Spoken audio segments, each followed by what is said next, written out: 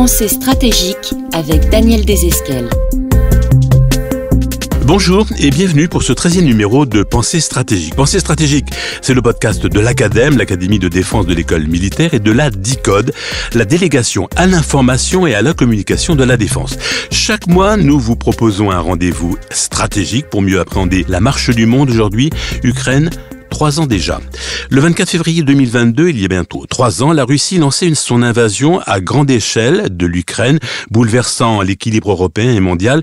Ce qui devait être une guerre éclair s'est transformé en un conflit d'usure, ravageant l'Ukraine et redessinant les relations internationales. Aujourd'hui, après 3 années de combat, où en sommes-nous ? L'Ukraine tient bon, mais à quel prix ? Militairement, l'armée ukrainienne fait face à une pression intense alors que le soutien occidental montre des signes d'essoufflement. Socialement, le pays est épuisé, mais la détermination reste intacte.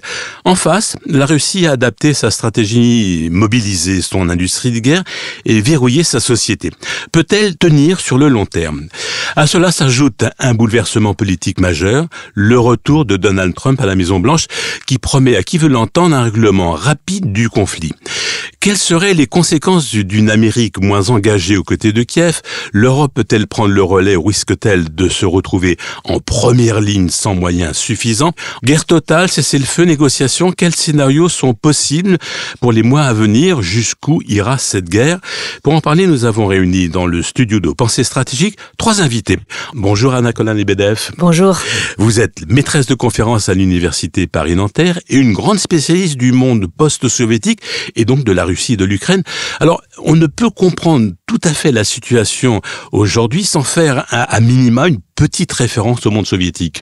Je pense que la question du monde soviétique est centrale, mais je pense qu'on se ferme aussi les yeux si on se limite à ça, ne serait-ce que parce que Vladimir Poutine, lui, inscrit cette guerre dans une histoire beaucoup plus longue, qui remonte bien au-delà de l'époque soviétique. Celle de la Russie et des tsars. Celle de la Grande Rousse et ensuite de la Grande Russie dont l'Ukraine devrait faire intégralement partie. Bonjour Maud Kessar. Bonjour. Vous êtes directrice Europe, Espace transatlantique et Russie à l'IRSEM. L'IRSEM, c'est l'Institut de recherche de l'école militaire. Vous avez notamment une grande connaissance des États-Unis. Alors avec Donald Trump, on découvre une Amérique que l'on ne connaissait pas ou peut-être que l'on ne voulait pas voir.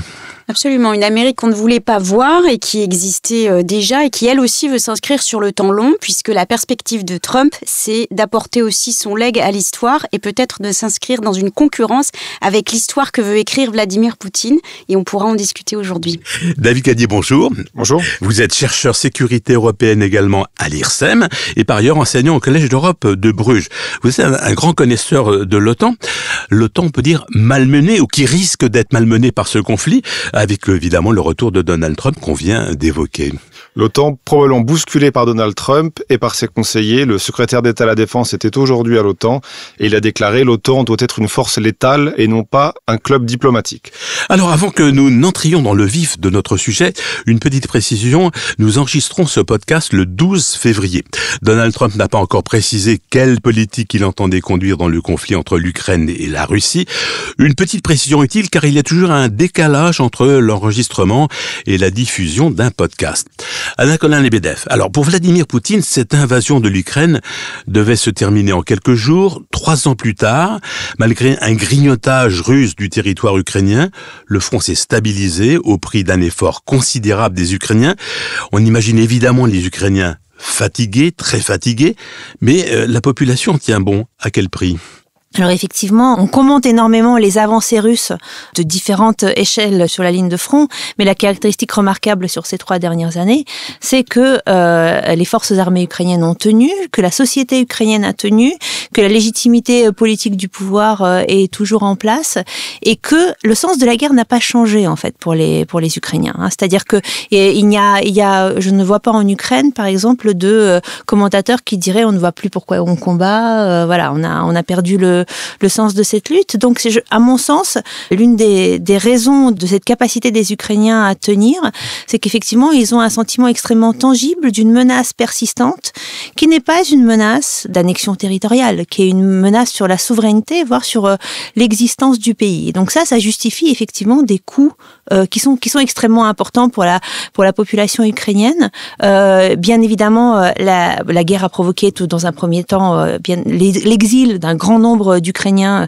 à l'étranger ou alors à l'ouest du pays. Alors cette dynamique d'exil, c'est aussi un petit peu inversé. Enfin, je pense pas qu'on soit dans un mouvement de retour massif, mais sur la dernière année, on a vu de nombreux Ukrainiens rentrer au pays, ce qui est un signe aussi que voilà, ils s'envisagent suffisamment en sécurité pour pouvoir en fait construire leur avenir et l'avenir de leurs enfants dans le pays. Le prix humain de la guerre est considérable, le coût économique est extrêmement important, mais en même temps, on voit une société se transformer, non pas seulement par la guerre, non pas seulement en tant que en devenant des victimes de plus en plus fragilisées, mais aussi pour la guerre.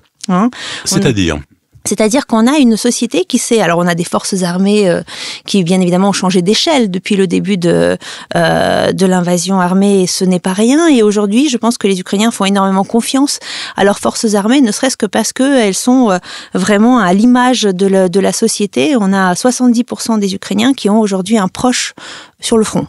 Par proche, on entend un membre de la famille ou un ami proche, c'est considérable. C'est-à-dire que l'ensemble de la société ukrainienne se sent extrêmement solidaire de ses forces armées. On a une société qui s'est aussi adaptée à une menace qui est devenue une menace permanente. Alors elle est là sur la ligne de front, mais elle est là également en permanence à l'arrière. On sait que la Russie bombarde, certes, surtout les infrastructures énergétiques, mais que très régulièrement, en fait, à dessein ou par erreur, des immeubles, des quartiers d'habitation, des immeubles d'habitation, des lieux d'activité collective sont touchés. Donc aujourd'hui, quel que soit le territoire où vous êtes en fait en Ukraine, vous vous considérez sur la ligne de front. Que vous habitiez l'est du pays, Kiev, ou l'ouest du pays, Lviv, par exemple. Exactement. Et à Lviv, il y a aussi régulièrement des attaques. Et par ailleurs, la défense antiaérienne étant moins solide, en fait, dans des territoires moins touchés, eh bien, quand un missile arrive jusque-là, il a de plus fortes probabilités de toucher sa cible.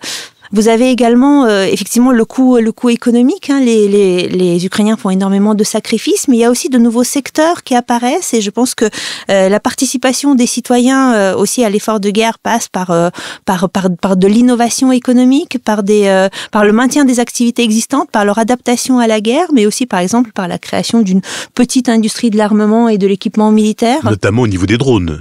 Alors au niveau des drones certainement, mais vous avez aussi tout ce qui concerne l'équipement militaire. Je vais vous donner un exemple concret. Les Ukrainiens qui achetaient ou se faisaient essayer d'obtenir des dons de garrots qui permettent d'éviter des saignements critiques sur la ligne de front, mais aussi à l'arrière, et donc sauver des vies de leurs soldats, eh bien se sont mis à développer une production autonome beaucoup moins coûteuse de garrots, y compris de grande qualité, qui par ailleurs aujourd'hui sont vendus aussi à l'étranger. Donc on a aussi une certaine militarisation de l'économie qui se fait place, et puis aussi on a une société, et c'est peut-être la dernière chose que je mentionnerai dans l'adaptation de la société à la guerre, on a tout un pan de la société qui passe généralement sous les radars en fait de nos analyses, qui s'engage dans la guerre autrement qu'en prenant les armes.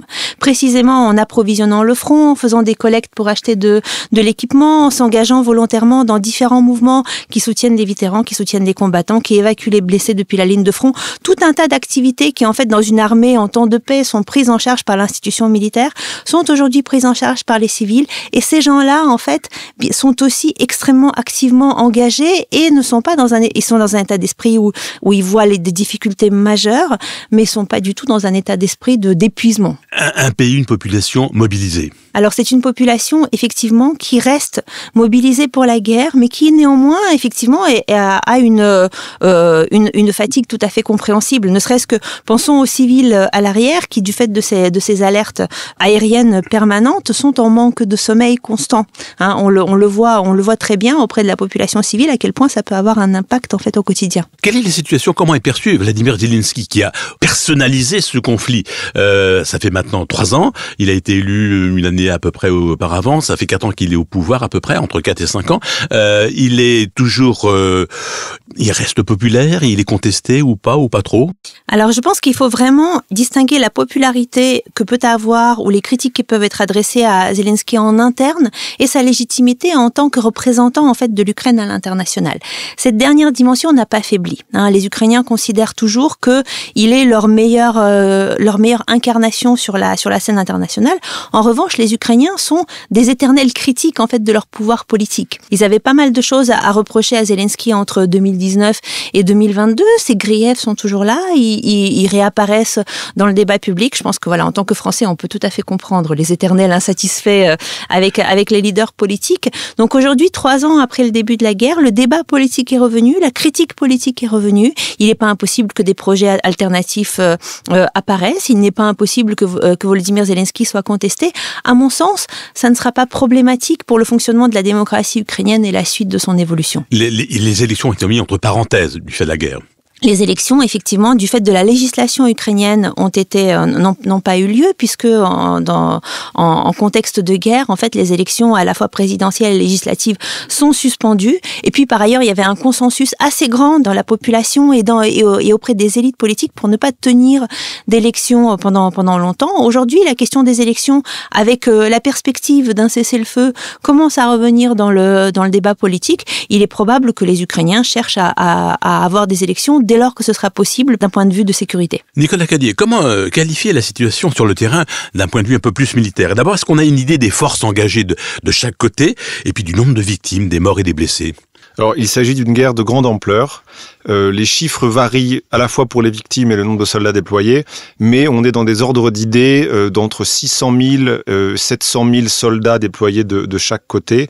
Et les nombres des victimes, il y a pareil différentes statistiques, mais en général, on comptabilise à la fois les morts et les blessés. Et là, on arrive à presque 1 demi-million de personnes, soit blessées, soit tuées des deux côtés. Là, c'est la somme des deux côtés Oui, c'est la somme. C'est la somme des deux côtés. Alors, l'armée russe gagne régulièrement quelques kilomètres carrés de territoire, un village, mais en aucun cas on assiste à un effondrement de l'armée ukrainienne. L'armée ukrainienne tient ses positions globalement. Oui, comme l'a expliqué Anna, le front ukrainien ne s'effondre pas.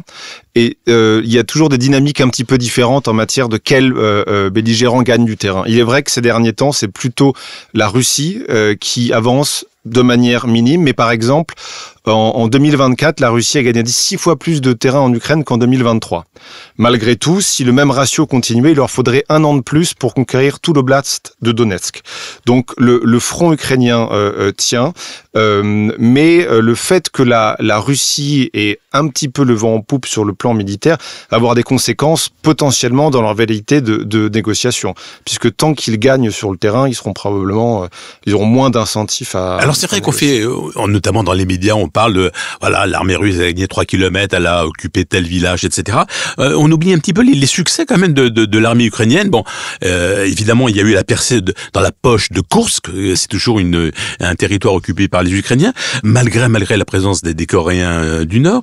On peut dire peut-être aussi un mot sur la marine russe en mer Noire, qui est paralysée ou quasiment paralysée. Hein. On peut peut-être dire aussi un mot sur les attaques ukrainiennes du système de l'industrie pétrolière et gazière russe. Alors, effectivement, l'Ukraine, tout en étant le pays envahi et attaqué, a fait preuve d'initiative stratégique. Quant à les définir comme des succès, peut-être qu'ils ne doivent pas être mis toutes sur le même plan. C'est-à-dire que l'idée quand même de l'incursion de Koursk, c'était d'espérer que les Russes allaient un petit peu dépeupler le front dans le Donbass et transférer des soldats pour défendre Koursk. Mais la Russie n'a pas fait ce mouvement espéré par les Ukrainiens, qui probablement maintenant conservent leur position à Koursk dans la perspective d'une négociation pour négocier des territoires. En revanche, je suis d'accord avec vous, il y a des succès ukrainiens, notamment à l'aide de systèmes de défense occidentaux en mer Noire, pour contenir notamment la marine russe là-bas. Et quant aux attaques sur le territoire russe, il est assez difficile d'évaluer les conséquences en termes d'approvisionnement, mais en termes psychologiques, c'est sûr que ça prouve que les Ukrainiens peuvent porter la guerre sur le territoire russe. Je reviens un instant vers vous, Anna Kolenebedev. Les difficultés de l'Ukraine sur le plan militaire tiennent aussi à plusieurs facteurs, et notamment la difficulté de mobiliser des combattants. Alors, on a effectivement une situation et une difficulté qui a été masquée par le grand nombre d'Ukrainiens qui volontairement, sur toute la première année et même au-delà, ont cherché à s'engager dans les forces armées ukrainiennes. Donc, je dirais, dans la mesure où il y avait beaucoup de volontaires, les infrastructures pour mobiliser et la capacité à mobiliser, en fait, étaient... Les réserves étaient relativement faibles. Alors, non, si vous voulez, ça a été masqué. Hein, les problèmes potentiels ont été masqués. Or, en fait, aujourd'hui, on arrive dans une situation où la mobilisation va toucher des gens, d'une part, sans grande expérience militaire, voire sans expérience militaire du tout, donc qui sont beaucoup plus difficiles, en réalité, à motiver et à engager dans les forces armées. Et puis, en fait, l'institution militaire ukrainienne a constaté qu'il y avait véritablement un problème structurel et organisationnel pour identifier les personnes mobilisables, dans la mesure où elle ne disposait pas d'une base de données à jour, en fait, des citoyens de sexe masculin qu'elle pouvait mobiliser. Et qu'il fallait aller soit fouiller dans des vieux fichiers papier, dans des bureaux de recrutement qui n'avaient pas été mis à jour depuis, pour certains, 20 ans, 15 ans ou 20 ans, et donc ça ne correspondait plus à rien, soit aller tout simplement chercher dans la rue des personnes qui, visuellement, avaient été des hommes plutôt en âge d'être mobilisés. L'institution militaire n'avait pas l'outil adéquat, ce qui a provoqué en fait à la fois des pratiques et des dérives de la part des militaires qui avaient des quotas à remplir. Hein. On leur donne un certain nombre de personnes à mobiliser, ce qui a été vu comme inacceptable par la population ukrainienne. Et puis je pense qu'au-delà de ça, vous voyez, il y a tout un tas de difficultés organisationnelles dans la mobilisation. Hein. C'est une infrastructure administrative, mais au-delà de ça, le modèle de mobilisation tel qu'il est inscrit dans la législation ukrainienne ne correspond pas véritablement à la manière dont les Ukrainiens, eux, veulent s'engager dans la défense et veulent s'engager dans les forces armées. Aujourd'hui, ils veulent s'engager dans les forces armées en étant utiles avec leurs compétences professionnelles civiles. C'est pour l'essentiel des civils. Par ailleurs, c'est des hommes plutôt âgés. Hein. La moyenne d'âge de l'armée ukrainienne aujourd'hui, c'est 40-45 ans. Donc, ils n'ont plus la force physique des jeunes et aussi l'ouverture à un entraînement militaire intensif. Mais la volonté, beaucoup d'Ukrainiens vont dire, en fait, on ne souhaite pas partir à l'armée parce qu'on ne souhaite pas être une unité sur le front, jetée là, en fait, sans utiliser ce que nous sommes et ce que sont nos atouts. Et puis, il n'y a pas de fin à la mobilisation. Une fois que vous êtes mobilisé, c'est jusqu'à la fin de la guerre, pratiquement. Effectivement, ça c'est un problème qui est devenu saillant en fait avec l'enlisement de la guerre dans la durée et son installation dans la durée. Les Ukrainiens qui ne se posaient pas la question de la date de fin de la mobilisation lorsqu'ils s'engageaient, y compris ceux qui sont partis à la guerre volontairement, aujourd'hui se posent cette question parce qu'ils se disent si on doit combattre très très longtemps, en fait, si l'ordre de démobilisation, s'il n'y a pas de durée limite à la mobilisation, comme c'est le cas dans la législation ukrainienne aujourd'hui, eh bien en fait on va mourir sur le front. On est là jusqu'à notre mort, on ne se projette pas au-delà, et ça, bien évidemment, c'est inacceptable. Hein. Maud Ketsar, une autre des difficultés auxquelles l'Ukraine doit faire face, c'est que l'aide fournie par les alliés occidentaux et d'abord par les Américains ne permet pas à l'Ukraine de vaincre, elle permet juste à l'Ukraine de ne pas s'effondrer. Oui, alors là, justement, le changement, et quand on parle d'aide, il faut bien distinguer l'aide militaire de l'aide économique et humanitaire, qui est absolument cruciale pour toute cette dimension de la guerre qui vient d'être évoquée par Anna Colin-Lebedev également, à savoir le rôle des civils et le soutien à toutes les organisations qui sont non gouvernementales et dont on parle moins en fait et dont on a parlé à l'occasion finalement du gel des crédits de USAID qui était très présente sur le terrain ukrainien dès avant de la guerre pour préparer justement un éventuel conflit. Et cette dimension, elle est très intéressante dans les leçons que l'on peut d'ores et déjà un petit peu tirer de ce conflit, à savoir comment on prépositionne des acteurs qui doivent à la fois prévenir et accompagner le conflit, pas simplement sur le volet militaire, mais aussi sur le volet économique et humanitaire. Mais je reviens sur le volet militaire. L'aide fournie par les Occidentaux et d'abord les Américains, qui sont les premiers fournisseurs d'aide militaire à l'Ukraine, ne permet pas à l'Ukraine de taper très loin dans la Russie. Oui, mais là, en fait, c'est surtout la question de savoir comment cette aide qui s'amenuise avec l'arrivée de l'administration Trump de manière drastique et considérable va amener à une négociation qui est totalement inévitable. Oui, mais je reviens revenir. Les missiles fournis par les Américains ne permettent pas aux Ukrainiens de taper dans la profondeur de la Russie. David, qu'allez-vous dire réagir ? Alors, Justement, l'administration Biden, avant de partir, a levé cette opposition de Washington aux frappes en profondeur. Donc, il se trouve qu'effectivement, ça a été mentionné, le problème principal pour l'Ukraine, aujourd'hui, c'est les soldats, le nombre d'hommes. Il y a des questions de est-ce qu'il faut mobiliser ou pas les personnes qui ont entre 18 et 25 ans. Les Ukrainiens, pour des raisons démographiques tout à fait évidentes, ils sont réticents. Du côté américain, en revanche, on suggère que ça serait peut-être une solution, en tout cas on le faisait sous la précédente administration, et on disait on a de quoi équiper d'autres brigades. Pour l'instant, le problème c'est vraiment le nombre de soldats. Mais la réalité, c'est que les Russes mènent le combat sur le terrain ukrainien, et les Ukrainiens ne mènent pas le combat, ou en tout cas marginalement, sur le terrain russe. Non, bien sûr, c'est deux poids militaires de pays d'envergure totalement différente. Donc les incursions ukrainiennes sur le terrain russe sont sans commune mesure, évidemment, face aux pressions, aux bombardements, à l'invasion russe de l'Ukraine. Il y a en tout cas une supériorité militaire russe qui ne manque pas de munitions, d'armements et d'hommes, mais qui en même temps ne permet pas, paradoxalement, à la Russie de faire la différence. Pourquoi ? Est-ce que c'est un problème d'organisation de l'armée russe, un problème de commandement, un problème de motivation des soldats russes qui est faible ? Qui veut rebondir sur cette question ? Anna Colin-Lebedev. Alors, dans les éléments de réponse, moi, je ne peux évoquer que les dimensions organisationnelles et humaines. La Russie engage beaucoup d'hommes sur le terrain, mais ce sont des hommes qu'elle ne prend pas le soin de former pour le combat, ni d'ailleurs de faire en sorte qu'ils soient coordonnés en fait dans leurs actions. Donc je dirais il y a effectivement une poussée quantitative que les Ukrainiens décrivent en permanence. Il y a les hommes arrivent et quand ils ne sont plus sur le champ de bataille, il y en a d'autres qui arrivent. Par ailleurs, il y a beaucoup de choses qui sont des informations qui remontent et qui font état d'une organisation toujours très verticale de l'armée russe, qui empêche la réactivité à la même vitesse que les Ukrainiens, l'adaptation en fait à des conditions nouvelles. C'est vrai que moi je suis ça un petit peu de manière marginale. Je lis des carnets en fait qui sont tenus par un certain nombre de soldats russes sur le front et qui sont publiés sur la chaîne Telegram, où ils se plaignent en permanence en fait de la capacité des Ukrainiens en fait à adapter, notamment par exemple leur équipement en drone. La capacité des Russes. La capacité des Ukrainiens à adapter, comparée en fait à la rigidité à laquelle ils font face vis-à-vis de leur commandement, ou quand en fait ils font remonter une demande, eh bien la réponse met très très très longtemps à venir. Quand elle arrive, elle est puissante, c'est-à-dire que la Russie a la puissance de feu. Lorsqu'un équipement arrive, il va être là en nombre et il va être là relativement performant. Mais en revanche, cette dimension d'agilité et d'adaptation qui est apparue absolument essentielle dans cette guerre pêche du côté russe. Alors, on a évoqué la situation sociétale côté ukrainien. Qu'en est-il du côté russe ? Et d'abord, que sait la population russe de cette guerre que l'on n'appelle pas d'ailleurs une guerre, mais qu'on appelle une opération militaire spéciale ?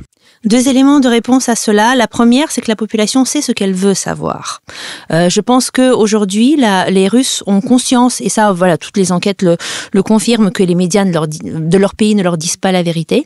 Ils sont également convaincus que les médias des autres pays ne leur disent pas la vérité non plus. Ils vont pas forcément chercher la vérité de notre côté.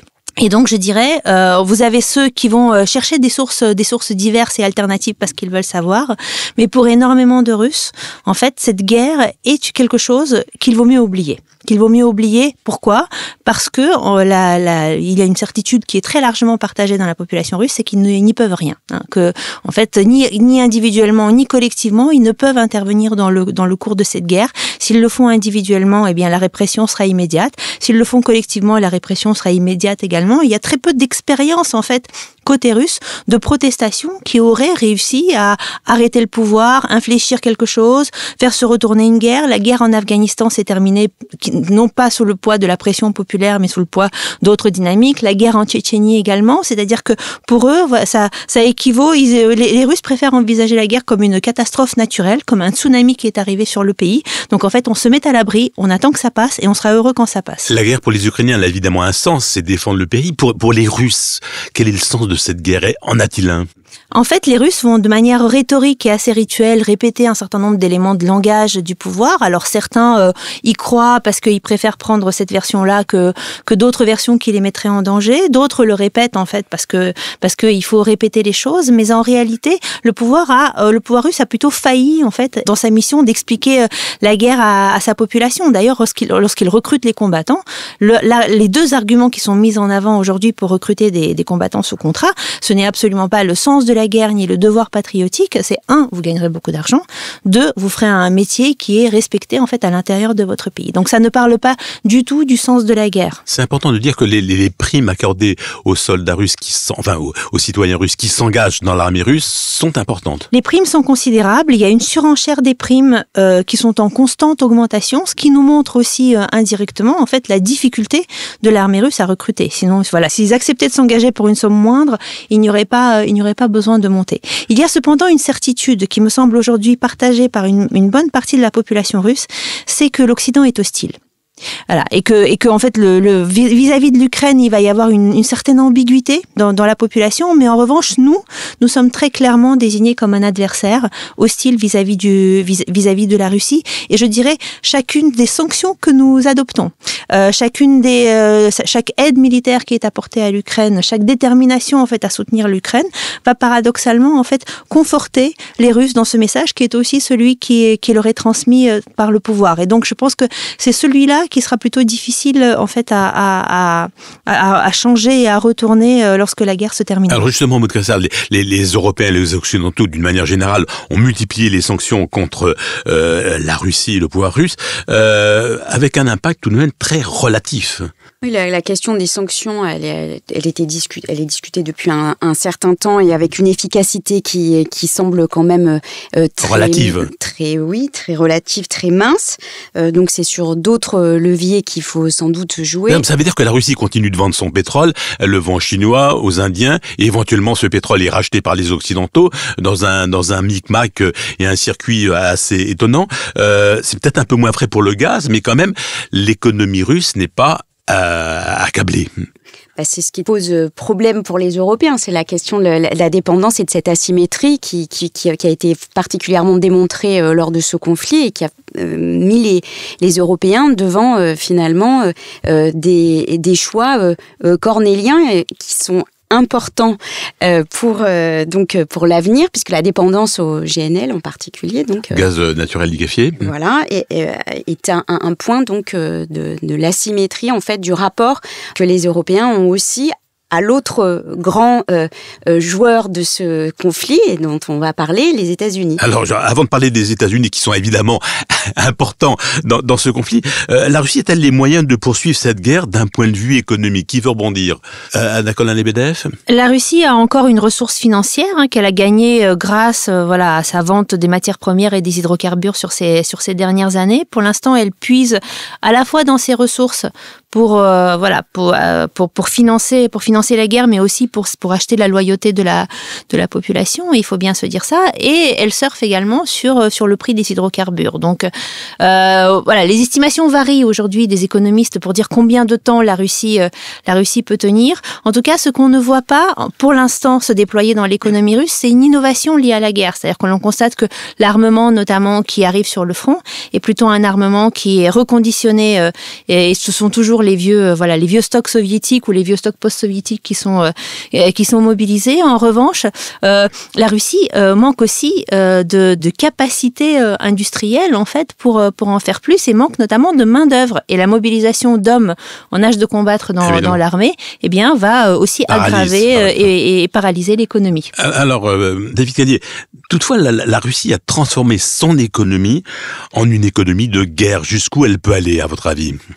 C'est difficile à dire à ce stade. Il y a à la fois des facteurs politiques et économiques à cela. D'une certaine façon, la guerre est devenue une nouvelle économie de rente pour le régime politique russe, tout comme l'était le pétrole à l'époque.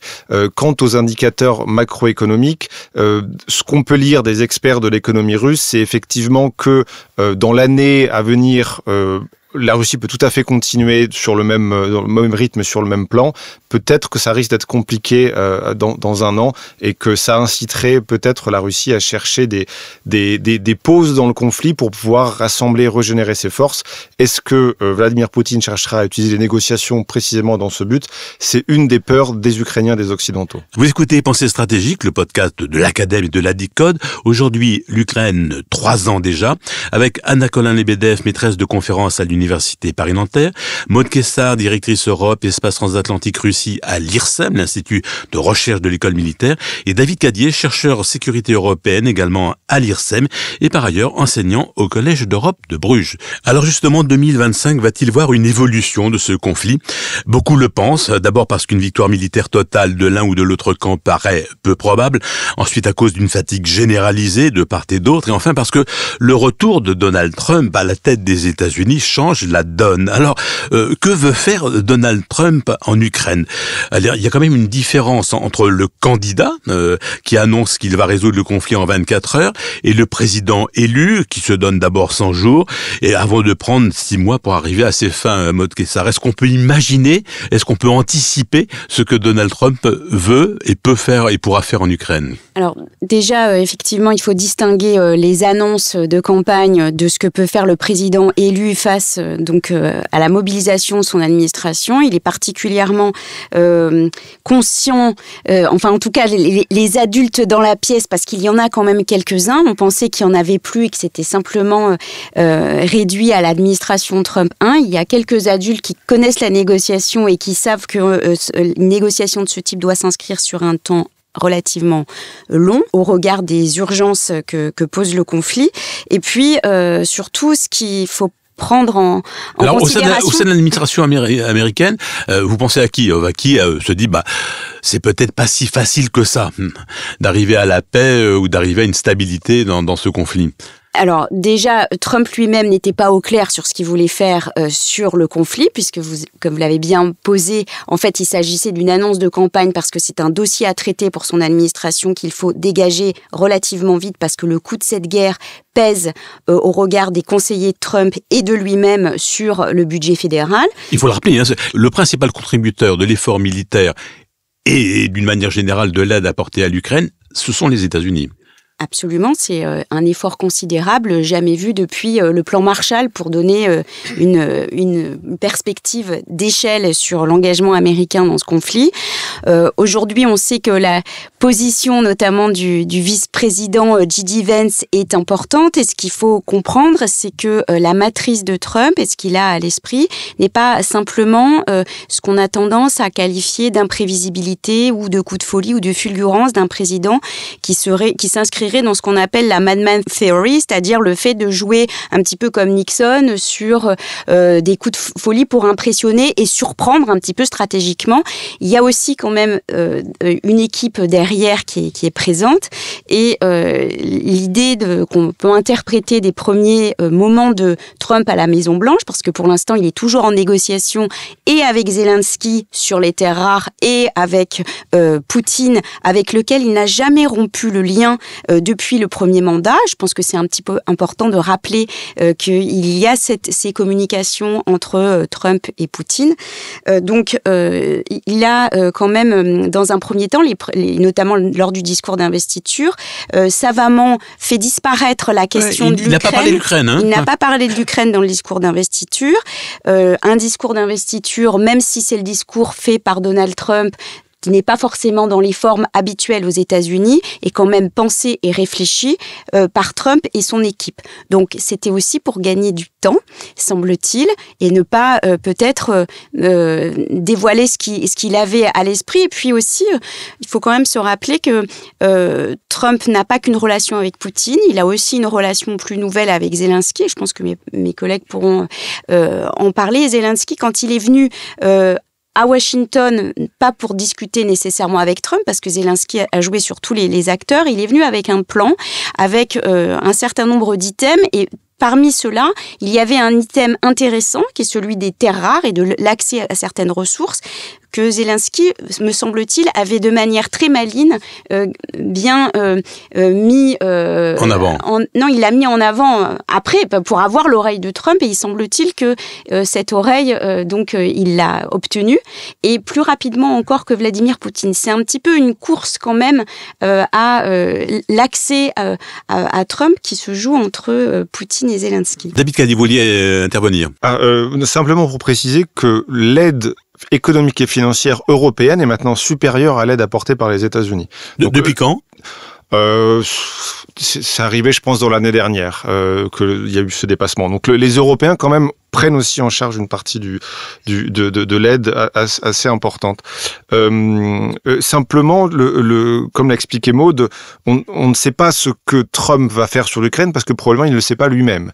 Néanmoins, il y a deux choses qu'on peut dire, c'est qu'il veut un deal. Probablement, il n'aura pas beaucoup de préoccupations sur la nature de cet accord, mais il veut pouvoir avoir un deal, c'est Trump le businessman. Je pense qu'aussi, il voudra ne pas être Biden, qui est un autre avatar des populistes au pouvoir, et là on tombe sur un sujet de recherche.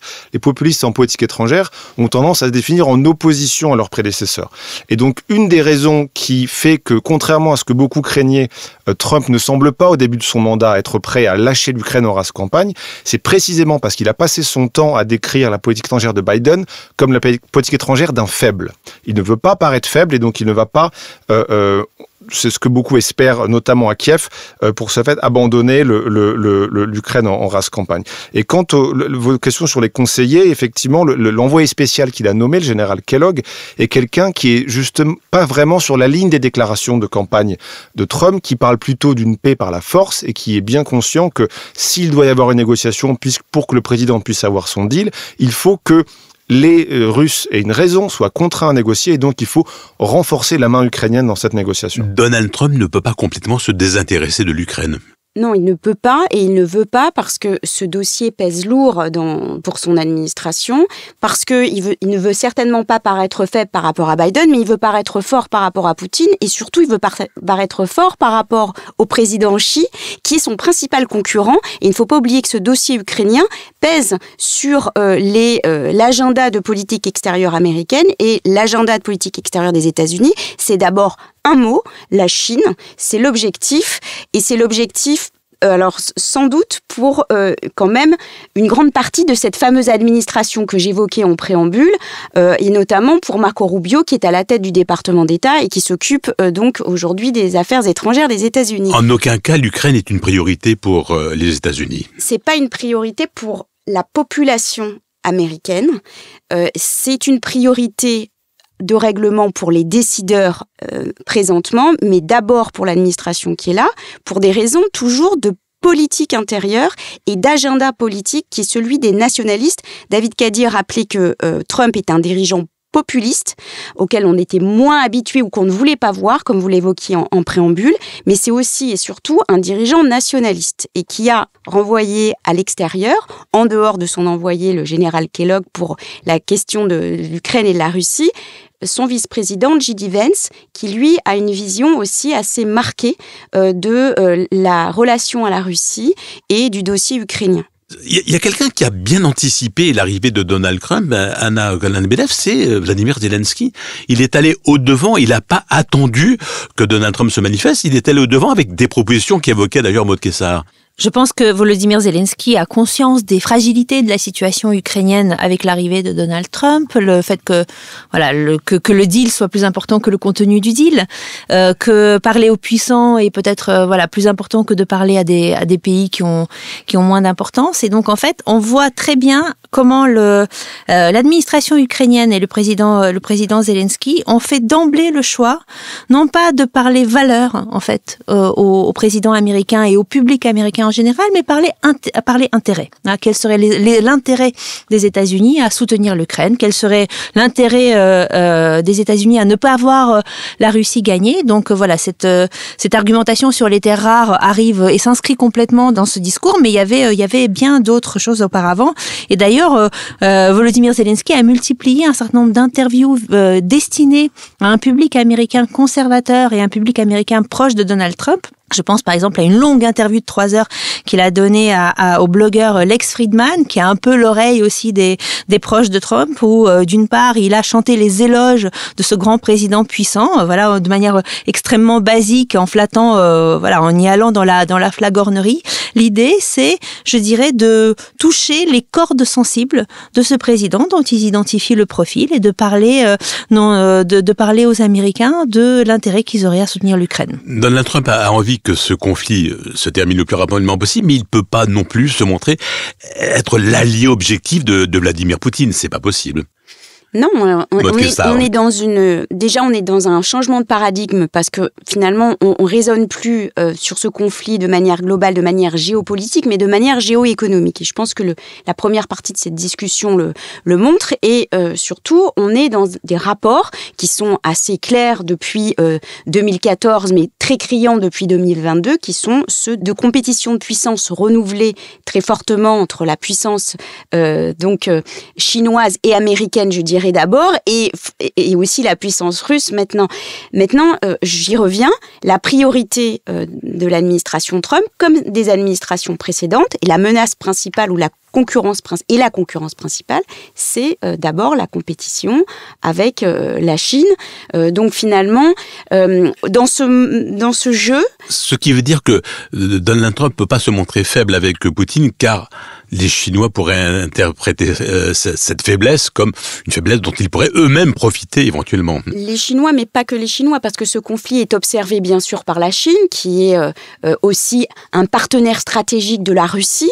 Russie qui peut poser problème dans une autre région du monde que la région européenne, à savoir la région Indo-Pacifique, qui est le premier théâtre qui préoccupe les Américains, non pas depuis l'administration Trump, mais depuis le tournant du début du XXe siècle. Donc la présence russe en Indo-Pacifique est aussi un problème pour les Américains, et c'est surtout un problème pour les alliés des Américains dans cette zone. Je pense aux puissances asiatiques, le Japon, la Corée, qui sont aussi des observateurs très attentifs et des acteurs de ce conflit en Ukraine complètement globalisé. Et quand je disais que peut-être que Trump n'a pas cette vision géostratégique, en revanche, certains de ses conseillers, des membres de son administration, ont à l'esprit ses priorités de manière très pragmatique, comme toujours dans les choix de politique extérieure ou les orientations de la politique étrangère américaine. David Cadier, un abandon de l'Ukraine par les États-Unis ou un relâchement de son soutien va se traduire immédiatement par un vrai défi pour les Européens. Est-ce qu'ils sont prêts? Comment ils se sont préparés à un soutien plus léger des Américains à l'égard des Ukrainiens? Donald Trump va d'abord vouloir une négociation, et donc les Européens se sont préoccupés d'essayer d'être autour de la table de cette négociation, puisqu'on sait que ça sera une négociation qui n'aura pas simplement trait à l'Ukraine, mais probablement à la sécurité européenne dans son ensemble, parce que c'est ce que les Russes essaieront d'imposer. Et on ne peut pas imaginer parler de sécurité européenne sans les Européens autour de la table. Plus concrètement et de façon plus immédiate, même si on n'a pas de détails sur la politique de Trump, il y a quand même eu des fuites dans la presse américaine à la fin de l'année dernière concernant les plans de ces conseillers. Il faisait mention de geler le conflit aux lignes actuelles, c'est-à-dire de céder, non pas de jure, mais de facto, 20% du territoire ukrainien au contrôle russe, de mettre en pause toute perspective d'adhésion de l'Ukraine à l'OTAN pendant 20 ans, et surtout d'envisager, et c'était mentionné par les conseillers américains, une force de déploiement de maintien de la paix qui serait composée d'Européens. Donc avant même de soutenir l'Ukraine pour remplacer un retrait américain qui, encore une fois, je n'arrive pas à concevoir un retrait immédiat et brusque pour les raisons qui ont été mentionnées, et aussi pour des raisons transactionnelles. C'est-à-dire que l'autre chose, au-delà des minerais rares, ce que Trump aussi a mentionné, de façon dans son style caractéristique, c'est qu'il souhaitait que les États-Unis continuent à vendre des armes à l'Ukraine et que les Européens les payent. Donc il y aura quand même, je pense, une forme d'implication américaine. Mais sur le long terme, vous avez tout à fait raison. La question de la sécurité ukrainienne va devenir de plus en plus un problème européen, et donc les Européens devront faire beaucoup plus, mais ce qui veut dire investir davantage dans leurs outils de défense pour eux-mêmes, pour l'Europe et pour l'Ukraine. Alors ils l'ont fait. Pour reprendre un exemple, il fallait 30 mois, je crois, pour avant la guerre en Ukraine en 2022 pour fabriquer un canon César. Je crois que le temps s'est énormément réduit. Et il y a eu une montée en puissance de tous les pays européens, pratiquement tous les pays européens où la majorité d'entre eux ont atteint les 2% d'investissement dans le domaine de la défense, 2% du PIB, ce que réclamaient les Américains depuis une éternité, même si aujourd'hui Donald Trump dit il faut pas 2, il faut beaucoup plus. Mais enfin, en tout cas, il y a une prise de conscience. Il y a une prise de conscience des Européens. Pour autant, sont-ils réellement prêts ? C'est pas sûr. Prêts à quoi ? Prêts à soutenir les Ukrainiens si cette guerre devait se poursuivre. Alors, pas mal de pays européens, dont la France, ont passé des accords bilatéraux de sécurité et défense avec l'Ukraine, qui stipulent que, en cas d'attaque russe, le même effort de soutien militaire et financier serait apporté.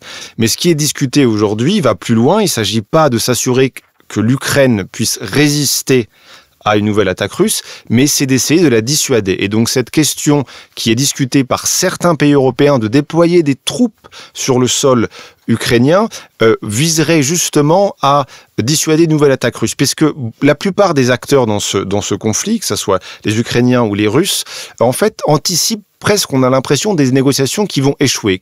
Trump veut des négociations, on va faire des négociations, mais il faut anticiper ce qui va se passer après. Et donc la question pour les Ukrainiens, mais aussi pour les Européens, ça sera comment éviter une nouvelle attaque russe après un cessez-le-feu qui aura pu être négocié par Trump. Alors justement, qu'est-ce qu'on négocie ? Qu'est-ce que ça veut dire entamer des négociations ? Est-ce que ça veut dire mettre fin à cette guerre ? Ce que ça veut dire pour les Ukrainiens, pour les Russes, pour les Américains et les Européens ? Alors pour les Ukrainiens, Anna Kolan-Lebedev, le soutien à la guerre reste fort de la part des Ukrainiens. Mais qu'est-ce que ça veut dire pour les Ukrainiens mettre fin à cette guerre ? Est-ce que ça veut dire avoir un pays amputé d'une partie du territoire ? Est-ce que ça veut dire qu'on perd, que la menace russe reste très présente? Est-ce que ça veut dire que les Occidentaux, les Européens et les Américains s'engagent dans une sécurité à l'égard de l'Ukraine? Ça veut dire quoi, la fin de la guerre pour les Ukrainiens? Pour les Ukrainiens, la guerre s'arrête dans une seule hypothèse, c'est lorsque la Russie renonce à ses prétentions, en fait, de fragiliser, voire d'annihiler la souveraineté ukrainienne, voire l'existence du pays.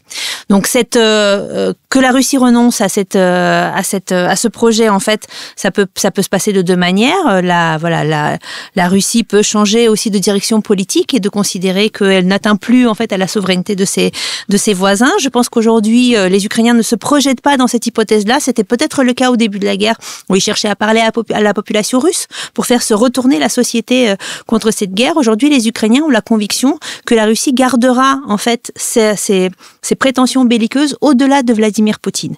Donc, ils se projettent sur une conflictualité qui est très longue parce qu'elle serait fondamentalement inscrite dans l'ADN politique de la société russe aujourd'hui. Donc, la deuxième hypothèse, c'est la guerre s'arrête lorsque la Russie ne prétend plus à porter atteinte à la souveraineté ukrainienne parce qu'elle en est dissuadée ou empêchée militairement. Et donc, cela suppose en réalité, des garanties de sécurité véritablement tangibles et puissantes qui font que la Russie hésitera à engager ses forces armées sur le terrain comme elle l'a fait en février 2022. Et pour les Ukrainiens aujourd'hui encore, ces garanties de sécurité passent par une adhésion à l'OTAN. Alors, l'adhésion à l'OTAN leur paraît l'hypothèse, je dirais, la plus solide, qui garantirait la sécurité sur le long terme. Mais en réalité, lorsqu'on regarde les enquêtes d'opinion, les Ukrainiens sont attachés. Et voilà, je dirais, ils seraient ouverts également à d'autres formes de garantie de sécurité. Alors, la question n'est pas, si vous voulez, la question du territoire, par exemple, amputé de son territoire ou pas amputé de son territoire, elle est un peu délicate. C'est-à-dire que d'un côté, la guerre n'est pas une guerre territoriale. Poutine n'est pas en conquête de nouveaux territoires. Il attaque le fondement, en fait, de l'indépendance et de l'existence même de l'Ukraine. De l'existence même de l'Ukraine, exactement. Donc les Ukrainiens en ont conscience. Et donc à la fois, effectivement, mais à la fois ils sont et donc la guerre n'est pas territoriale, mais ils sont très préoccupés pour la sécurité des populations qui sont aujourd'hui dans ces territoires occupés, et notamment les territoires occupés depuis février 2022. Donc dans les régions de Kherson et de Zaporijia, dans la mesure où où ils considèrent, preuve à l'appui, que la Russie conduit une politique extrêmement violente vis-à-vis de la population ukrainienne sur place, que eux qualifient de politique génocidaire. Donc, il est aussi insupportable pour eux, en réalité, de céder dans une négociation qui supposerait, en fait, de laisser ces territoires sous contrôle de la Russie, parce qu'on laisse cette population aux mains des Russes. C'est davantage véritablement la sécurité de cette population ukrainienne qui est en jeu, plus que le contrôle sur tel ou tel bout de territoire. A contrario, la fin de la guerre pour les Russes, c'est évidemment la disparition de l'Ukraine. Alors, je dirais la fin de la guerre pour le pouvoir actuellement en place serait effectivement soit la disparition de l'État ukrainien, hypothèse maximaliste, mais je pense que la Russie considère que ce n'est pas forcément réaliste dans un temps court, mais surtout en fait une déstabilisation tellement massive et permanente de l'État ukrainien que ça l'empêcherait en fait de s'autonomiser de la Russie, d'avancer, de rejoindre l'Union européenne, d'avoir la liberté de son destin. Donc ce plan de déstabilisation peut tout à fait passer, comme c'était le cas entre 2015 et 2022, après la signature des accords de Minsk II, par le maintien de ces territoires au statut hybride, qui sont un problème en fait pour l'État ukrainien. Pour les Américains, pour Donald Trump, Moltke-Sar, quelle pourrait être la bonne issue de ce conflit? Quel serait ce qui pourrait satisfaire Donald Trump et les Américains? Alors c'est assez clair en fait, et je pense que cela plutôt c'est un retour à une position antérieure et pas une position nouvelle, qui est un mantra américain aux problèmes européens, solutions européennes. Et Pete Hegseth, qui est donc à la tête du Pentagone, n'a pas déclaré autre chose en annonçant que les États-Unis étaient défavorables à une entrée de l'Ukraine dans l'OTAN, qu'ils étaient aussi pour que les Européens prennent en main leurs questions de sécurité et de défense, ce qui n'est absolument pas ni un discours nouveau, ni un discours inattendu de la part de Trump et de ses partisans. Donc la ligne, c'est laisser les conflits européens qui sont finalement, et je parle du point de vue de l'administration Trump, aux Européens pour que nous, les Américains, puissent se concentrer d'abord sur nos grands continents, les deux Amériques, puisqu'on a un recentrement très fort de la politique étrangère américaine sur le nord du continent américain et sur une vision plus au sud. Et c'est ça qui préoccupe. Canada, Mexique, par exemple. Canada, Mexique et toute l'Amérique centrale et l'Amérique latine, qui est une priorité, la priorité de l'agenda de Trump, bien loin géographiquement d'une Europe qui semble lointaine pour les partisans de Donald Trump et les membres de son administration. Je tiens à le rappeler parce que si on n'a pas ça à l'esprit, ici, de ce côté de l'Atlantique, on ne comprendra pas comment négocier la présence américaine telle qu'on souhaiterait qu'elle continue à s'exercer, pas simplement en gardant un commandement militaire en Europe, le EUCOM en l'occurrence, qui ne va pas être démantelé tout à coup. Ça, c'est un vieux marronnier qu'on a à l'esprit, mais c'est sur tous les autres volets qui ont commencé à être grignotés qu'il faut s'inquiéter, et sur même le fonctionnement finalement de l'OTAN et de la relation avec cet allié qui, aujourd'hui, prend une position et une posture qui est plutôt celle d'une puissance prédatrice que d'une puissance alliée. Et ça, il faut l'avoir à l'esprit. On n'est plus avec les mêmes partenaires qu'en décembre 2024 et que les partenaires qu'on a connus depuis peut-être plus d'un demi-siècle. Alors... David Cadier, c'est presque vous qui allez avoir le mot de la fin. Quid des Européens? Que peut être la fin de la guerre, l'établissement éventuellement de la paix en Ukraine pour les Européens? Alors, ils ont joué les seconds rôles dans le soutien militaire. Il n'est pas certain qu'ils soient invités à la table des négociations. En tout cas, Donald Trump ne l'envisage pas forcément. Ils ont défendu l'idée d'un soutien indéfectible à l'Ukraine. Ils n'en ont pas forcément les moyens. Ce conflit va-t-il accélérer le vaste chantier de la défense européenne? Va-t-il remettre en cause l'existence de l'OTAN? Alors, Moltke-Sar disait, bon, on n'en est pas là, mais si on se projette un petit peu, voilà. Et puis, les relations entre les États-Unis sont-elles définitivement distendues avec les Européens, pour les Européens? Ça en fait des questions. Mais est-ce que le mot de la fin peut être long? Parce que là, bien sûr. non, alors... quand même, pour les Européens, on va devoir différencier ce qui est souhaitable et ce qui est possible. Ce qui est souhaitable, c'est que l'Ukraine ne soit pas défaite dans cette guerre, mais que la Russie soit défaite, et comme le souhaitent les Ukrainiens, qu'elle se retire de l'ensemble des territoires occupés. C'est, vu le rapport de force, assez peu probable. Donc la négociation, si elle s'engage, encore une fois, va demander à Washington d'y contraindre Moscou d'une façon ou d'une autre, et on attend de voir quel levier Washington va activer. Est-ce que ces leviers vont concerner les Européens indirectement ? Parce que ça peut être des leviers négatifs. Donald Trump a parlé de menacer d'augmenter de façon significative l'aide militaire à l'Ukraine pour intimider la Russie. Mais est-ce que l'administration Trump, on n'est pas à l'abri, va essayer de penser à des leviers positifs en matière de discussion sur les contrôles des armements et ainsi de suite, qui, encore une fois, affecteraient les Européens. Ensuite, les éléments de la négociation vont également directement concerner les Européens, puisqu'il sera question, effectivement, on sait ce que les Russes, ça a été mentionné, vont demander. La Russie veut contrôler les choix politiques et géopolitiques de l'Ukraine. Et donc, pour ça, elle veut une Ukraine faible. Il y a eu des négociations déjà entre les Russes et les Ukrainiens au printemps 2022. Sur quoi ces négociations ont-elles tourné ? Sur la question de la neutralité de l'Ukraine, mais également, à la demande de la Russie, sur la question d'une limite en nombre d'hommes et de matériel de l'armée russe. Pourquoi ? Encore une fois, afin d'être en mesure d'imposer des choix, de faire pression sur Kiev le moment venu à travers la force militaire. Quel sera le rôle des Européens dans ce contexte ?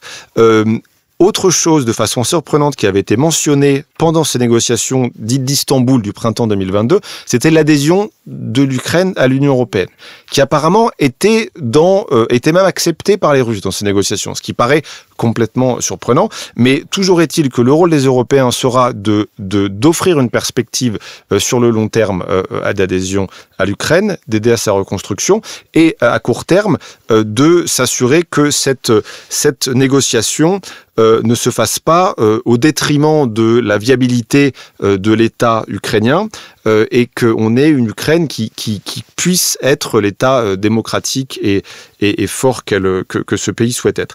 Est-ce que ça va permettre de l'avènement de l'Europe de la défense dont vous parlez ? Alors, je pense que la lecture qu'on peut faire, c'est que le train de l'Europe de la défense s'est mis en branle et a quitté la gare. Mais il est loin d'être arrivé à bon port. Il y a des changements. C'est plutôt un omnibus. Oui, alors il y a vraiment un changement de mentalité quand même. On voit qu'il faut bien se remémorer ce qu'était l'Union européenne avant février 2022. C'est une entité qui était davantage habituée à empêcher la géopolitique au sein de ses frontières plutôt qu'à faire de la géopolitique hors de ses frontières. Et là, à partir de février 2022, on a une Union européenne qui a offert la perspective d'adhésion à un pays en guerre. On a une entité qui a financé à travers des fonds, le Fonds Facilité Européenne pour la Paix, des livraisons d'armes à l'Ukraine, alors que les traités européens stipulaient que le budget européen ne peut pas être utilisé pour financer des livraisons d'armes. On a une Union européenne qui entraîne des soldats ukrainiens dans la perspective du conflit. Donc il y a un réveil géopolitique de l'Union européenne, il est lent, il n'est pas du tout abouti, et si l'Europe est devenue géopolitique, elle doit encore devenir stratégique, c'est-à-dire avoir plus de moyens, notamment militaires, mais aussi avoir des objectifs plus clairs et s'assurer que les moyens peuvent être mis au service des objectifs. Est-ce que le lien transatlantique va se dissoudre petit à petit ? Alors, c'est difficile d'avoir une boule de cristal qui concerne Trump, mais le lien transatlantique est plus solide que les foucades de Donald Trump. C'est-à-dire que c'est quelque chose qui est institutionnalisé dans des récits, dans des discours, dans des institutions, dans des liens interpersonnels, dans des liens entre des institutions. Donc le lien transatlantique sera peut-être moins féerique, plus transactionnel, plus difficile, mais à partir du moment où les intérêts, notamment de sécurité, mais également autres, des deux côtés de l'Atlantique convergeront, il y aura des modalités de coopération. Monkessa, vous vouliez ajouter un petit mot ? Oui, si je puis dire, dans la perspective qu'on a évoquée, la meilleure carte des Européens pour maintenir aussi l'intérêt de leur toujours allié américain, c'est de converger vers des intérêts communs qui se trouvent pas, encore une fois, nécessairement sur le continent européen, mais le grand game changer dans cette nouvelle tectonique des plaques, donc c'est bien la Chine. Et il faut savoir ce que les Européens voudront faire en Indo-Pacifique et qu'ils pourront négocier avec Trump pour savoir ce qu'il veut faire aussi en Europe. Et là, le positionnement des Européens par rapport à la Chine, il est absolument crucial pour pouvoir négocier avec l'administration américaine actuelle. Et je pense que ça, c'est pas moi qui le pose, c'est l'administration Trump qui l'impose. Alors finalement, ça va être vous, Anna Colin-Lebedev, qui allez avoir le mot de la fin. Finalement, est-ce que la Russie n'a pas déjà perdu cette guerre ? Parce que elle a montré ses faiblesses, une armée globalement incompétente, son soft power est en chute libre. Finalement, est-ce que elle est peut-être en train de perdre cette guerre ? À contrario, est-ce qu'elle n'a pas intérêt à ce qu'elle se poursuive encore et encore ? La Russie n'a pas réussi à atteindre ses objectifs, c'est certain. Ni les objectifs maximalistes de Kiev en 3 jours, ni d'autres plus limités qui auraient pu être fixés. En revanche, je pense qu'elle persiste dans sa volonté d'affaiblir ceux qu'elle considère comme les adversaires derrière l'Ukraine, à savoir les Occidentaux en général et je dirais les Européens en particulier. Et il y a un très grand mépris vis-à-vis de l'Union européenne en tant qu'institution et des États européens qui est présent dans le pouvoir russe. Et je dirais, si dans cette négociation, par exemple, l'Union européenne n'est pas aussi présente qu'elle le voudrait et n'a pas les capacités qu'elle voudrait pour protéger l'Ukraine, là, ce sera une victoire pour la Russie. Les actions armées pour la Russie ne sont pas uniquement une opportunité, c'est aussi une série de problèmes. Effectivement, la Russie considère qu'aujourd'hui, elle peut poursuivre la guerre dans la mesure où elle en a les moyens et où l'Ukraine est plutôt plus fragile sur le front.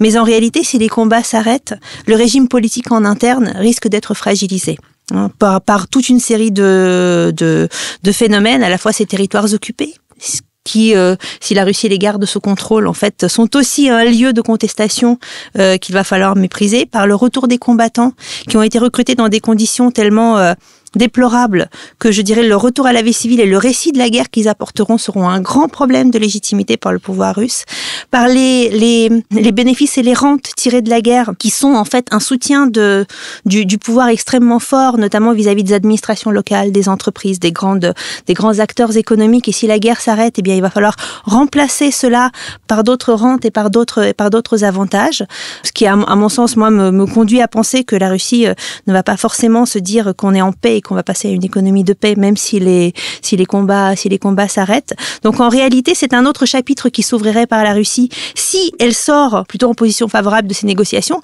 qui ne sont pas forcément à son avantage. Et là, c'est un autre jeu qui s'engage. Ce sera éventuellement l'occasion d'un nouveau numéro de Pensée stratégique. En tout cas, merci à tous les trois d'avoir pensé stratégique. Anna Colin-Lebedev, maîtresse de conférence à l'université Paris-Nanterre, Maude Kessar, directrice Europe, espace transatlantique Russie à l'IRSEM, et puis David Cadier, chercheur sécurité européenne également à l'IRSEM et par ailleurs enseignant au Collège d'Europe de Bruges.